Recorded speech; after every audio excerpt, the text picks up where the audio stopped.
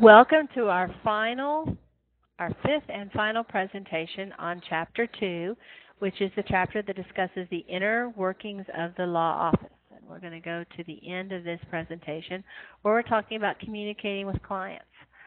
There's lots of issues relating to communicating with clients. Some of them are ethical and some of them are business related. Not surprisingly, since what we're really developing as an attorney or paralegal is a professional relationship, if you aren't communicating successfully with a client, you aren't going to likely meet with a lot of success. It's very, very important that you develop, if you don't already have, excellent communication skills. Again, for ethical reasons as well as for business development reasons. But let's first of all look at some of the ethical reasons. Attorneys are ethically required to keep their clients reasonably informed. And again, we see this word reasonably, and whenever you see it, just pause and think objective. It's not what the attorney thinks is reasonable. It's not even what the client thinks is reasonable. It's what an outsider viewing this situation with knowledge of it, with knowledge of the legal obligations, would they see this as, would the level of communication be considered reasonable under those circumstances? So that's the standard that we're up against. Many times the attorney will ask or delegate this responsibility to the paralegal. The paralegal becomes that contact with the client. The paralegal may be the one calling the client saying, hey, this is what's going on in your case, or this is what we're expecting to see in the future in this case, or write the letters that inform the client about this. Or one good way of letting the client know what's going on is through the billing process. Having detailed bills can act as that communication. So it's very often for the paralegal to be actively involved in this part of the practice. Having said that, it always remains the attorney's responsibility to make sure this happens. The attorney can delegate it, but if the paralegal doesn't follow through and do it, then the attorney is the one who's ultimately responsible to making sure that's done. It can be done through phone calls, through letters, through emails, through smoke signals, I assume, if you could figure out some way of doing that. One thing you want to make sure, though, if you aren't using a letter or an email, which creates a permanent record, if you're using phone calls or in-person meetings, you'll want to create some record of what transpired. You can do this and put this into your timekeeping log to say, met with client to discuss medical bills and medical procedures that are still necessary for the client to recover, or whatever the particulars are. That will help jog your memory as to, well, why the heck did that meeting last 90 minutes? And if you can't remember, and the client is challenging the reasonableness of your bill at some later date, then you are in a difficult position. And again, the bill might not be challenged for months later on, perhaps, and your memory of it isn't going to be that great. If it's a phone call, you may have some record, if it's on your cell phone, about how long the call lasted. But if it's on a landline, you won't necessarily be able to know whether that was a 10-minute call or a 30-minute call. And many times, if you're doing multiple matters for a client during the day, you might combine the telephone call with the legal research that you did, with the drafting that you did. And so you can't look at the log and necessarily be able to tell how long the telephone call portion of that day was. So many times when there's face-to-face meetings, or especially telephone calls, the paralegal or the attorney may send some kind of confirming letter that will let the client know what transpired. Something like this. Dear Mr. Green, thank you for speaking with me today regarding X matter. It was a pleasure to review your documentation about this or that topic. If you have any questions or you have any concerns, please feel free to contact me so we can discuss this in more detail. You may follow it up with, I'm looking forward to getting the documentation that we discussed. Looking forward to you sending that to me so I can review it and include it in the file, or something along those lines. So that kind of correspondence is helpful in giving a prompt to the client to complete whatever task you need him or her to do. But also it creates a record that, hey, we had this call and this is what we did during the call. It's a prompt to the client to help remind him or her, but it also creates an evidentiary trail in the event he gets challenged at some later point in time. So it's good to have some kind of written record that the client perhaps sees or perhaps doesn't see that will support what's been happening and that you have been keeping the client informed. And, of course, all this needs to be kept in the case file so that you're going to have this record in the event at some future date, years down the road, there's a question about were you meeting your ethical obligations to your client by keeping him or her informed. What is reasonable, as I said before, can be very variable. In a case that's kind of dormant, maybe an appeal has been filed and you're just kind of waiting for the court to consider the case, you might not even be sending a bill every month because there may not be any activity on the file a month. But generally speaking, if you're sending a correspondence to your client once a month, that's a bill, you're probably meeting your obligation. If there's no developments in a particular month, it's probably still a good idea to send some kind of communication. Hey, there hasn't been any developments in the last month. We'll keep you posted when the situation changes. And there are times where there's a lot of developments in a given month, and so it may be reasonable in those months to reach out to the client, at least via telephone call, to update him or her about the progress of the case as it's happening, especially if there's quick developments that require quick answers. So generally speaking, once a month is a good rule of thumb, but it can be inadequate under certain circumstances. Let's talk about emails. We use emails and texting and things like that so commonly in our everyday world. It's easy to think that that may be an effective mechanism to communicate with clients. And I certainly don't want to say that it's never used with clients. It can be used with clients, but it should be used sparingly. When you use it, you ought to think through some important issues. One is you need to write it carefully. Many times when we write emails or texts, we become slangy. We don't use precision with our word choice. We may use abbreviations or use kind of slang as opposed to using very professional speech. You don't want to go down that path. When you send a text or an email, it ought to read the same way that you would a professionally written letter, even though you're not wasting a stamp on it. So it ought to be, you ought to spend a good amount of time crafting it, reading it, rereading it, preparing in a draft format, and setting it aside for a moment, then come back and making sure there's no typos and all that kind of stuff. But probably that isn't the big concern. You're going to be a professional. You're going to know how to do that in a professional manner. You're going to be sure that when you are in your capacity as a paralegal or attorney, when you produce some written product, it is going to be pristine and precise without errors, just the way that you as a professional want it to look. So that's probably not going to be an issue. But there are some problems with emails even when you do everything right that you need to be aware of. Imagine this. I'm a paralegal and I send an email to my client along this line. Dear Sally, or Dear Miss Green, we'll say, as we discussed today, the defendant has proposed settling your lawsuit for $10,000. When we last spoke, you indicated that you would have an answer for me tomorrow. I look forward to hearing from you tomorrow. Very truly yours, Cynthia Groover, paralegal.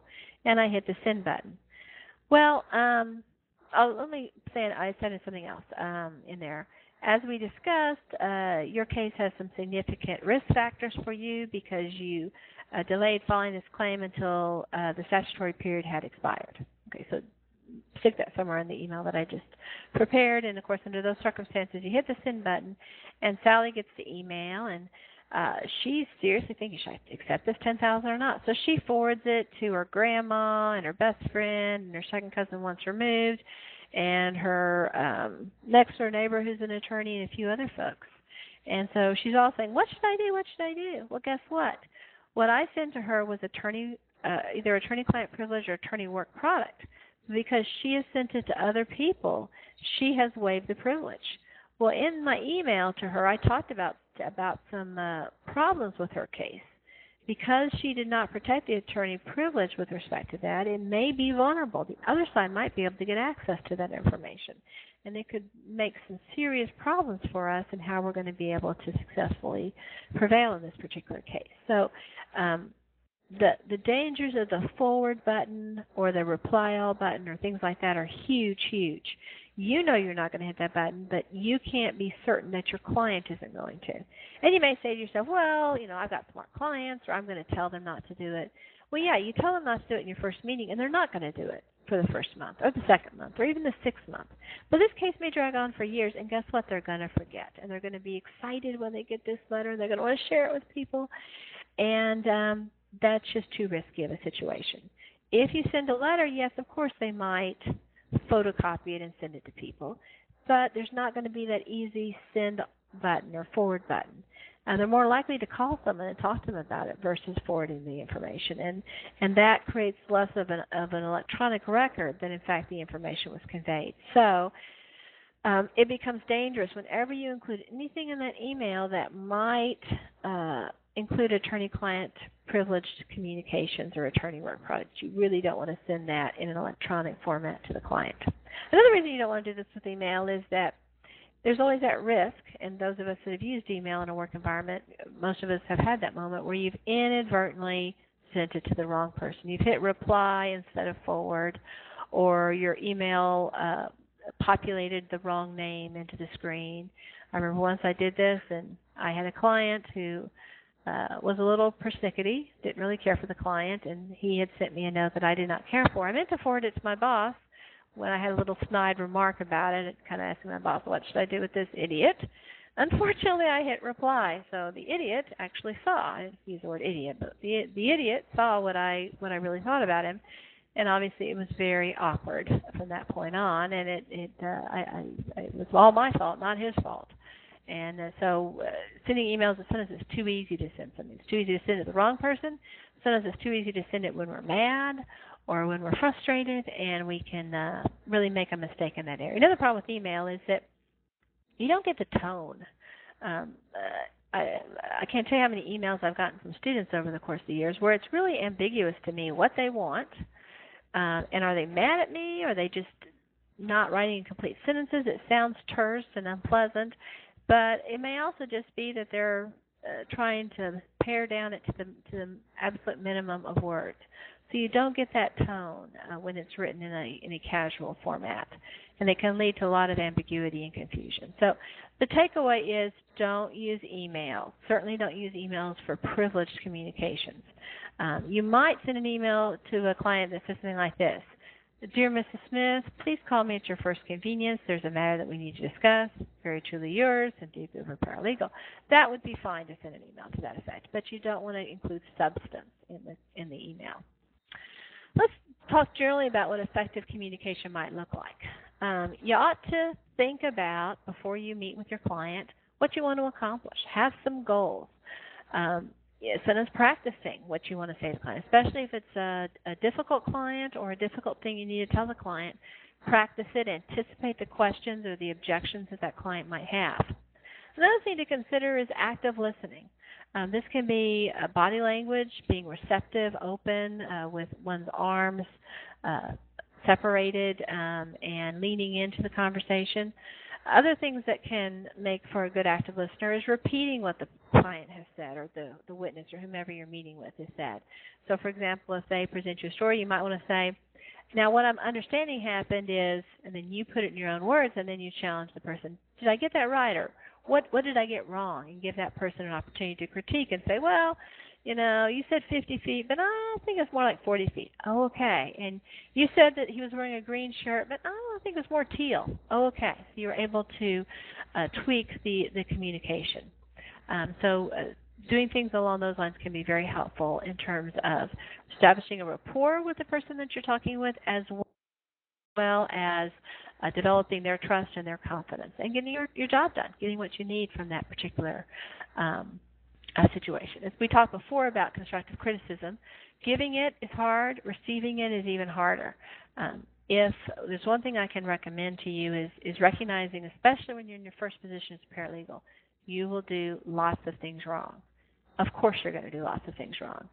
And the only way that you're going to know not to do them is when someone tells you not to do them. So the more candor you get during those early years, the quicker you can solve the problems that you have. But if you're not receptive, if you're not looking to get that information, you're not going to get it, and you're going to find your professional development isn't nearly as quick as if you were more open to that.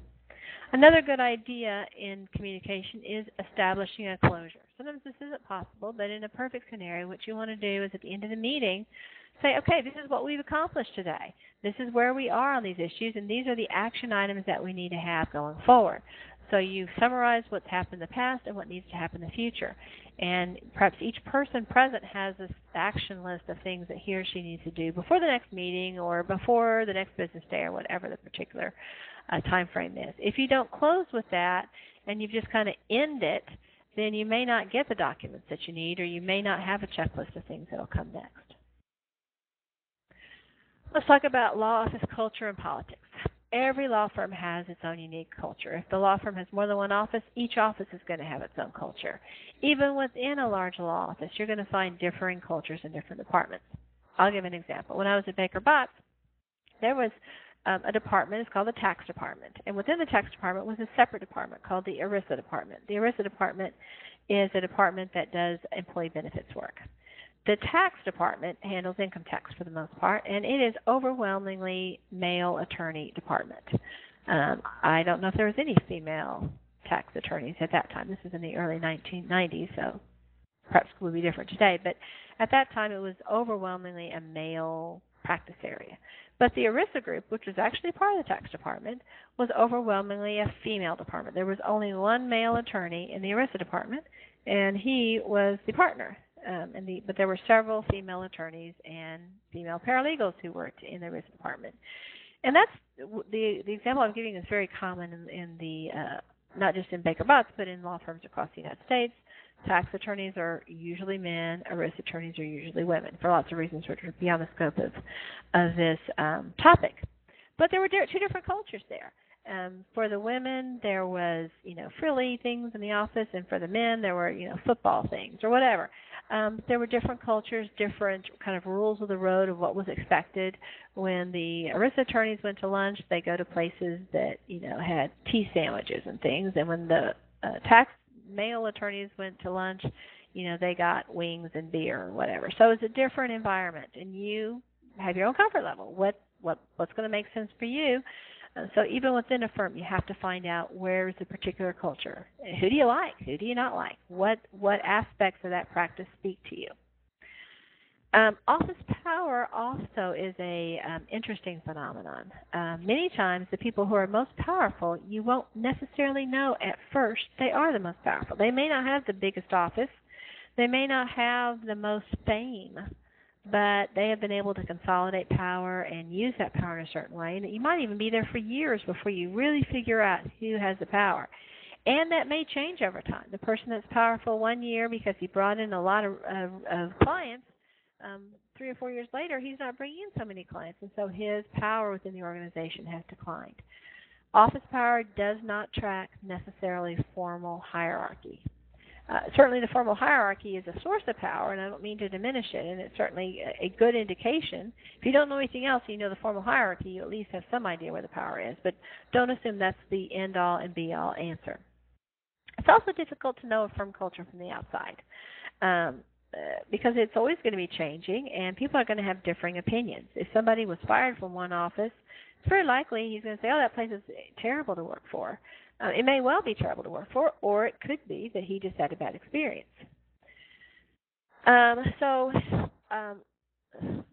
said all these things about office culture and made it sound kind of mysterious. And it's unfortunate that it is mysterious because if you end up in an office culture that isn't a good fit for you, there's a good chance you'll be miserable.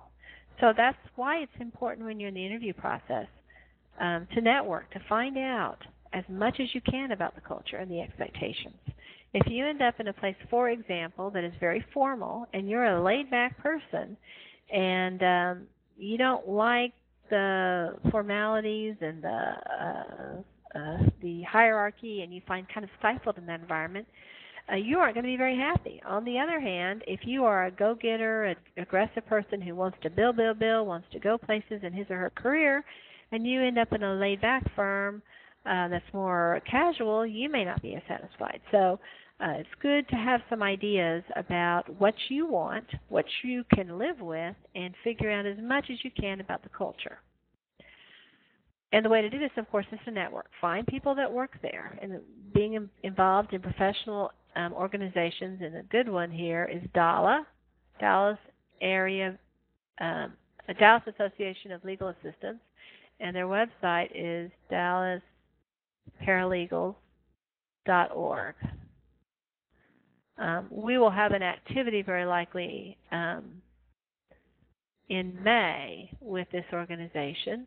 You don't have to wait till then, though, to join. They welcome paralegal students to join the organization. But networking, finding people that work in the law firm or who have worked in the law firm can be a very big benefit. Googling them, visiting their firm's website, other sources to find out what's going on. And once you arrive, asking questions. You need to find out what the culture is, even once you're there, because you need to make sure that you conform your behaviors to the cultural expectations. You know, after you've been there 5 or 10 years, maybe you then have the freedom to kind of be your own person and bend some of the rules and remake other of the rules. But during your beginning stages, you need to be a by-the-book kind of person because, frankly, you're expendable at this point in time. The firm hasn't invested in you, and if you're not working out, if you're not playing by the mold that they have in mind, they may decide that it doesn't make sense to continue the relationship. So let's go to the summary now. We've already talked about this, but just wanted a little refresher. Law firms can be organized as sole proprietorships, partnerships, both limited liability and general partnerships, professional corporations, and again, we talked about LLCs as well, limited liability companies. Law firms are made up of partners. I'd include in this group shareholders because, again, those are the owners when it's a corporation. And, of course, if it's an LLC, you would have, instead of shareholders or partners, you would have members. Then associates, people in the partnership track, law clerks, staff attorneys, contract attorneys, paralegals, also called legal assistants, administrative personnel, bookkeeping people, HR people, support personnel. These are typically going to be the secretaries and file clerks and mail clerks and things along those lines. And it's important to know what the personnel policies are in the work environment, the written ones as well as the unwritten ones. Filing procedures are very important. You need to maintain the confidentiality, but you also need to be able to retrieve those documents quickly. So it's important to follow the protocols in your particular law firm. Financial procedures are obviously important. You need to make sure that your bills are clear, that your timekeeping is ethical, that your billing practices are reasonable, and that you're charging a reasonable amount of money for the services that you are providing, and that you maintain the IOLTA account of your client in an appropriate way, making sure there's no commingling of funds. You need to maintain regular communication with the client. It's the attorney's duty, and the attorney may well delegate it to the paralegal, and thus becoming the paralegal's duty. Keep in mind that law firms are not fungible. Each one has its own culture and traditions and practices and policies, and so you need to be attuned to that so you don't end up getting yourself into a pickle. So if you have questions, please bring them to class, and we will talk about them. It's been a pleasure making this presentation. This is the conclusion of Chapter 2. Thanks.